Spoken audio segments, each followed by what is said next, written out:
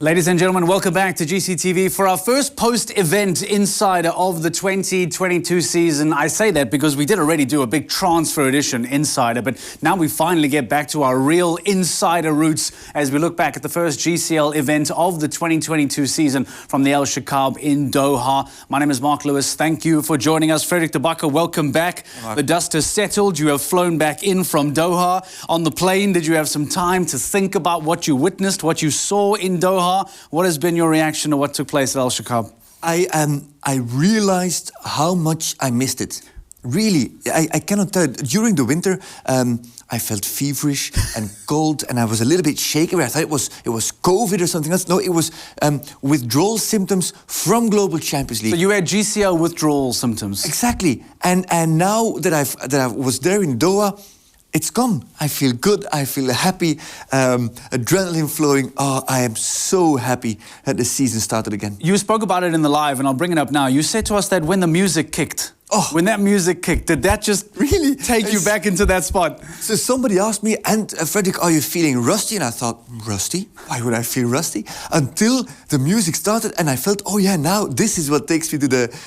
It elevates you, and I'm just really happy that we're on the road again. Oh, I'm so happy we're on the road again. And speaking of Doha, of course, there'll be a lot to look back on, a lot of performances, some new features that we're bringing in for the 2022 season. But we need to start at the top, because there was one performance that really stood out. We've spoken about them already in the build-up to the start of Doha, and it was all about Stockholm Hearts powered by H&M. The expectation, the big names, the big firepower, the big stable power, and they did not disappoint as the Stockholm Hearts came and conquered Doha.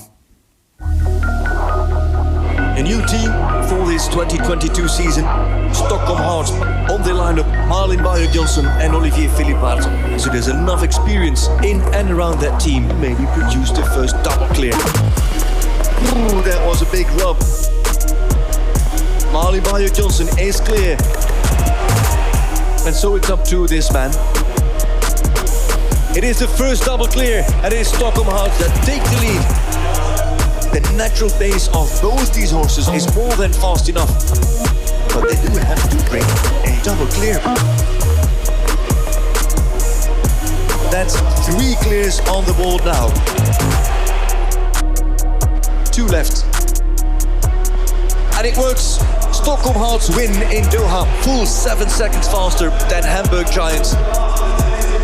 And who is going to challenge this team in the rest of the season? Superb jumping from Olivier Philippart, Malin Bayer-Johnsen and Peter Fredriksson, who came in for round 2. You, Frederik, you almost didn't seem surprised in the commentary. If we listen back to that clip, you said, yep, that's it. Stockholm Hearts have won. Was it as clear-cut going into it and coming out of it? Because that really was very, very safe and very comfortable. It was safe, it was comfortable, it was unchallenged. You know, they win by 7 seconds. Hamburg Giants had left the door wide open for them to jump a slow double clear. They had the horsepower, they had the rider power, they had the possibility to make changes. They had Christian K there, they had Legend of Love there with Olivier Philippart, who also had H&M Miro. So they had 3 more than capable riders, and what is it? 3, 4, 5 more than capable horses. So they had everything was there to make it their weekend. That, with the fact that maybe some of their rivals didn't come out in full force or full strength. I will talk about that later, I guess. But made them the favourites by far. You've already addressed quite a bit here, but I mean, what is this team's greatest asset? Because even those that are part of Stockholm Hearts who were not in Doha are performing elsewhere as well, weren't they? I mean, when you combine all that together, is that their strongest asset? Is that what makes this team going forward going to be so tough to beat? Well, they've got 2 riders in Wellington at the moment, Nicolas Philippart and Lily Keenan. Let's take Lily Keenan as an example. Philippart is decorated. He is a 2-time GCL champion with London Knights. They won the Super Cup last year. So Philippart, we know, that profile is known. If you then look at Lily Keenan, new horse in her stable, takes it out to the Nations Cup in Wellington, wins the Nations Cup. Other horse in the same weekend jumps clear and 4 in the Grand Prix. Philippart is also there with his top horses. So those horses and riders aren't even here yet in Europe for these next shows. Lily Keenan will join us, I think, in Madrid. So it's and it's again and horses and riders. It's not just horses with one person or a strong set of riders with just one horse. No, it's depth in every dimension, and they've made themselves.